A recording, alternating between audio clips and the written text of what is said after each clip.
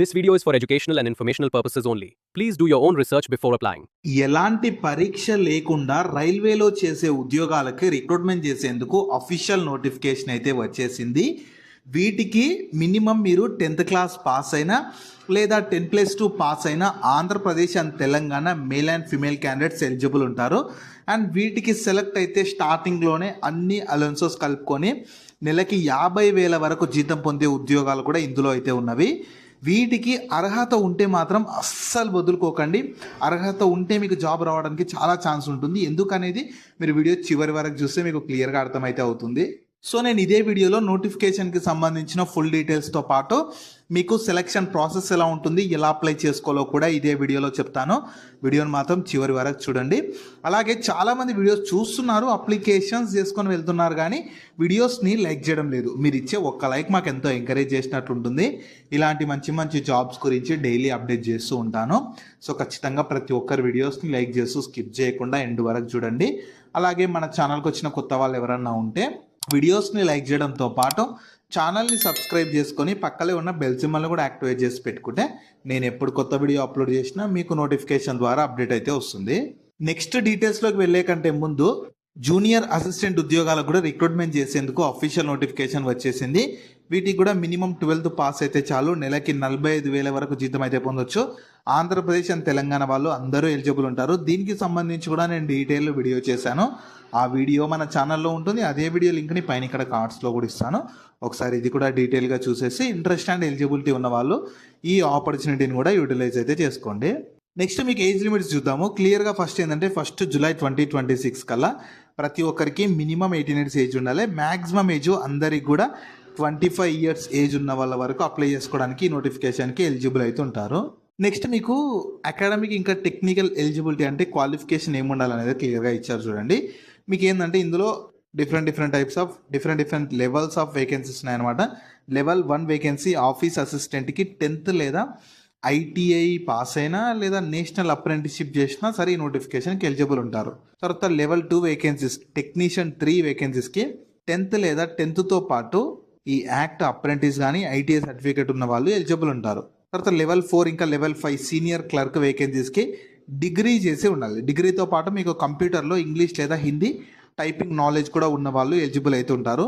ఇక చూడండి, ఇక్కడ అప్రెంటిస్షిప్ చేసిన వాళ్ళకు కూడా అవకాశాన్ని కల్పిస్తున్నారు. అంటే మీరు 10th తర్వాత అప్రెంటిస్షిప్ చేసిన వాళ్ళకు కూడా ఈ అవకాశం కల్పిస్తున్నారు. సో నేను అందుకే చాలాసార్లు మన ఛానల్లో అప్రెంటిస్షిప్కి సంబంధించిన వీడియోస్ కూడా చేస్తూ ఉంటాను. అందుకోసమే ఖాళీగా ఉన్న ఎవరైనా సరే అప్రెంటిస్షిప్ అవకాశాన్ని కూడా యూటిలైజ్ చేసుకున్నారంటే ఇలాంటి టైంలో మీకు యూజ్ అయితే అవుతుంది.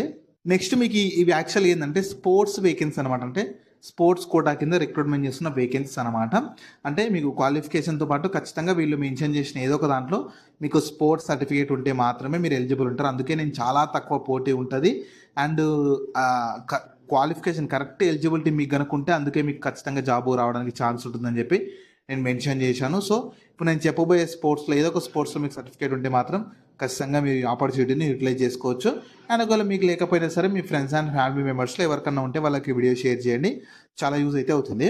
సో ఫస్ట్ లెవెల్ 1 వేకెన్సీస్కి చూడొచ్చు. మీరు కంట్రీని కామన్వెల్త్ ఛాంపియన్షిప్లో జూనియర్లో కానీ సీనియర్లో రిప్రజెంట్ చేసిన, లేదంటే ఏషియన్ ఛాంపియన్షిప్ లేదా ఏషియన్ కప్లో కానీ, లేదా సౌత్ ఏషియన్ ఫెడరేషన్ గేమ్స్లో కానీ, లేదా వరల్డ్ రైల్వే ఛాంపియన్షిప్లో కానీ, లేదా వరల్డ్ యూనివర్సిటీ గేమ్స్లో కానీ మీరు అట్లీస్ట్ 3rd పొజిషన్ ఈ ఫెడరేషన్ కప్ ఛాంపియన్షిప్లో కానీ, లేదంటే స్టేట్ లేదా equivalent 8th position senior national ఛాంపియన్షిప్లో మీరు రిప్రజెంట్ చేసిన ఏదో ఒక దాంట్లో ఉన్నా మీరు ఎలిజిబుల్ ఉంటారు. తర్వాత లెవెల్ 2 వేకెన్సీకి అయితే మీరు ఖచ్చితంగా వరల్డ్ కప్ కానీ లేదంటే వరల్డ్ ఛాంపియన్షిప్ని కంట్రీని రిప్రజెంట్ చేసి ఉండాలి, లేదంటే ఏషియన్ గేమ్స్ కానీ కామన్వెల్త్ గేమ్స్లోనైనా మీరు రిప్రజెంట్ చేసి ఉండాలి.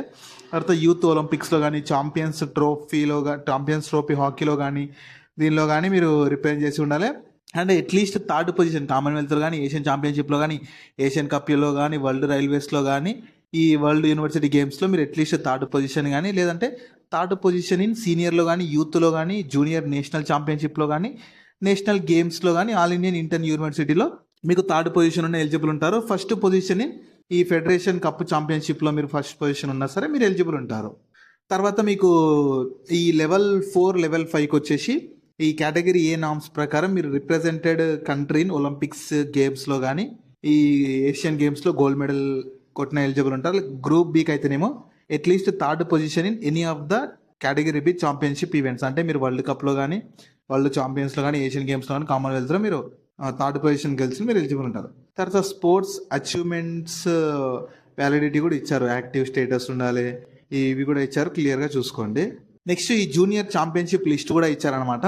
హాకీకి అయితే మెన్ లేదా ఉమెన్కి junior national hockey championship under 21లో కానీ, వెయిట్ లిఫ్టింగ్లో అయితే ఉమెన్స్కి junior national weight lifting championship under 20లో కానీ, ఫుట్బాల్ దానికైతేనేమో ఫుట్బాల్ మెన్లో అయితే junior national football championship under 19లో కానీ, ఈ అథ్లెటిక్స్ మెన్ లేదా ఉమెన్కి అయితే junior national athletics champion under 20లో కానీ, ఈ రెజ్లింగ్ అయితేనేమో మెన్కి junior national wrestling championship under 20లో కానీ, క్రికెట్కి అయితే మెన్కి pre qualifier finalist in senior కానీ అండర్ 19లో కానీ అండర్ 23లో కానీ, లేదంటే ఆల్ ఇండియా ఇంటర్ ఛాంపియన్షిప్లో ఉన్న ఎలిజిబుల్ ఉంటారు.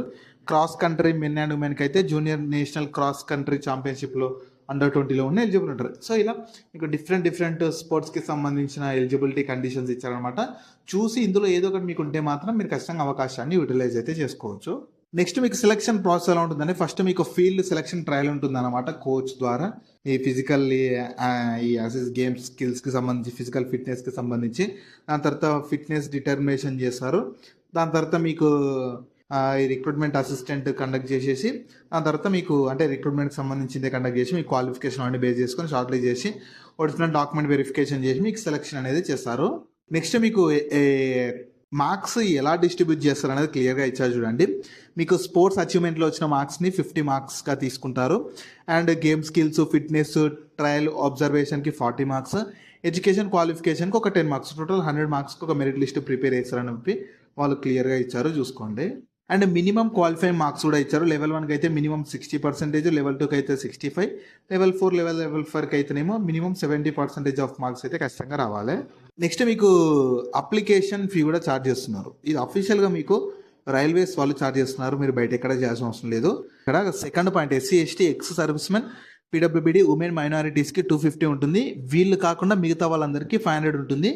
ఇది కూడా ఏంటంటే, మీరు ఈ ఫీల్డ్ ట్రయల్కి సెలక్షన్ ట్రయల్కి అటెండ్ అయ్యారంటే మీకు ఇక్కడ 400 రిఫండ్ చేస్తారు, ఇక్కడ 250 రిఫండ్ చేస్తారు. అండ్ మీరు చేయాల్సిన విధానం కూడా ఎలా ఉంటుందని చెప్పి ఇక్కడ క్లియర్గా ఇచ్చారు. ఎలా మీరు ఈ పేమెంట్కి సంబంధించిన ప్రాసెస్ కూడా క్లియర్గా ఇచ్చారు. అండ్ ఇది అఫీషియల్గా రైల్వే రిక్రూట్మెంట్ బోర్డు వాళ్ళు ఛార్జ్ చేస్తున్నారు, మీరు బయట ఎక్కడ చేయాల్సిన అవసరం లేదు, గుర్తుపెట్టుకోండి. నెక్స్ట్ ఇంపార్టెంట్ డేట్స్ వచ్చేసి, మీకు అప్లికేషన్ అనేది ఆల్రెడీ 15th జూన్ నుంచి స్టార్ట్ అయిపోయింది. 14th జూలై వరకు వీళ్ళు అఫీషియల్ వెబ్సైట్లోనే రిజిస్టర్ చేసుకొని వీళ్ళు చెప్పిన విధానంలోనే అప్లికేషన్ చేసుకోవాలి. వాళ్ళు ఫర్దర్గా మీకు ట్రయల్కి సంబంధించి కానీ డేట్స్ వీళ్ళు అఫీషియల్ వెబ్సైట్లోనే అప్డేట్ చేస్తారు, చెక్ చేస్తూ ఉండండి. నెక్స్ట్ మీకు అప్లికేషన్ ప్రాసెస్ ఏంటంటే, అప్లికేషన్ మీరు యాక్చువల్గా ఆఫ్లైన్లో చేయాల్సి ఉంటుంది, క్లియర్గా చూస్తే అర్థమవుతుంది. అండ్ మీరు అప్లికేషన్ మొత్తం ప్రింట్అవుట్ తీసుకోవాలి. వీడియో కింద డిస్క్రిప్షన్లో కామెంట్ సెక్షన్లో అప్లికేషన్ PDF ఉంటుంది అనమాట. దాన్ని మీరు డౌన్లోడ్ చేసుకొని మీ నియర్ బై నెట్ సెంటర్కి వెళ్ళి ప్రింట్అవుట్ తీసుకోవాలి. ప్రింట్అవుట్ తీసుకొని దాన్ని మొత్తం ఫిల్ చేయాలన్నమాట. ఫిల్ చేసి మీరు ఎన్వలప్ పైన రాయాలి, recruitment against sports quota for the year 2026-27 in level 1, level 2, level 4 లేదా లెవెల్ 5 అని చెప్పి రాసేసి ఇక్కడ ఇచ్చిన అడ్రస్కి మీరు పంపించాల్సి ఉంటుంది. వాళ్ళు చెప్పిన డేట్ లోపు పోస్ట్ అక్కడికి చేరేలాగా మీరు పంపించారంటే అప్పుడు మీ అప్లికేషన్ అనేది కంప్లీట్ అయితే అవుతుంది. సో మీకు అప్లికేషన్ చేయడానికి కావాల్సిన డాక్యుమెంట్స్ ఏమేమి ఉంటాయో కూడా వాళ్ళు క్లియర్గా ఇచ్చారు, చూసుకోవచ్చు. సో అప్లికేషన్ ఫార్మాట్ అయితే ఇలా ఉంటుంది. కింద డిస్క్రిప్షన్లో కామెంట్ సెక్షన్లో మీకు అప్లికేషన్ PDF ఉంటుంది అనమాట. అక్కడ నుంచి డౌన్లోడ్ చేసుకుంటే ఇలా ఉంటుంది. ఈ అడ్రస్కే మీరు పంపించాల్సి ఉంటుంది. రైట్ సైడ్లో మీ ఫోటో అతికించాలి, మీ డీటెయిల్స్ అన్ని ప్రాపర్గా ఇచ్చేస్తూ కిందకి స్క్రోల్ చేయాలి. డిక్లరేషన్ వస్తుంది, ఇది మొత్తం చదివేశాక రైట్స్ ఇక్కడ తంబు, ఇక్కడ ఇక్కడ హిందీలో సిగ్నేచర్, లేదంటే ఇంగ్లీష్లో సిగ్నేచర్, ప్లేస్, డేట్ అన్ని ఇచ్చేసాక ఇక్కడ ఇచ్చినట్లు ఖచ్చితంగా ఎన్వలప్ పైన రిక్రూట్మెంట్ అగైనెస్ట్ అని చెప్పి ఖచ్చితంగా వీళ్ళు ఇచ్చింది రాయాల్సి ఉంటుంది. రాసేసి మీరు పంపిస్తే అప్పుడు మీ అప్లికేషన్ కంప్లీట్ అయిపోయి మీరు పోస్ట్ ద్వారా మాత్రమే పంపించాలని కూడా క్లియర్గా ఇచ్చారు. అప్లికేషన్తో పాటు మీ క్వాలిఫికేషన్ సంబంధించి, స్పోర్ట్స్కి సంబంధించి ఒక సెట్ ఆఫ్ జిరాక్స్ సెట్ కూడా మీరు అన్ని దానిపైన మీరు సైన్ చేసి అక్కడికి పంపించారంటే వాళ్ళు ఫర్దర్గా మిమ్మల్ని షార్ట్ లిస్ట్ చేసి మీకు ట్రయల్స్ అవన్నీ కండక్ట్ చేసి సెలక్షన్ అనేది చేస్తారు. సో ఈ ఆపర్చునిటీ మీకు రైల్ కోచ్ ఫ్యాక్టరీ నుంచి అయితే వచ్చిందనమాట. ఇది ఇనీషియల్గా మీకు వేరే స్టేట్స్లో ఉన్న ఆల్ ఓవర్ ఇండియా ట్రాన్స్ఫర్ చేసుకోవడానికి ఛాన్స్ ఉంటుంది కాబట్టి చూసి ఇంట్రెస్ట్ అండ్ ఎలిజిబిలిటీ ఉన్న ఎవ్వరు కూడా అవకాశాన్ని మాత్రం వదులుకోకండి. సో వీటికి సంబంధించిన లింక్స్ అన్ని వీడియో కింద డిస్క్రిప్షన్ లో అలాగే కామెంట్ సెక్షన్ లో పిన్ చేసా చూడండి. అలాగే మీ ఫ్రెండ్స్ అండ్ ఫ్యామిలీ మెంబర్స్ అందరికి కూడా షేర్ చేయడం మాత్రం మర్చిపోకండి. మీకు జాబ్స్ గురించి ఎలాంటి డౌట్స్ ఉన్నా సరే కింద కామెంట్స్ లో అడగండి, నేను ప్రతి కామెంట్ కి రిప్లై అయితే ఇస్తాను.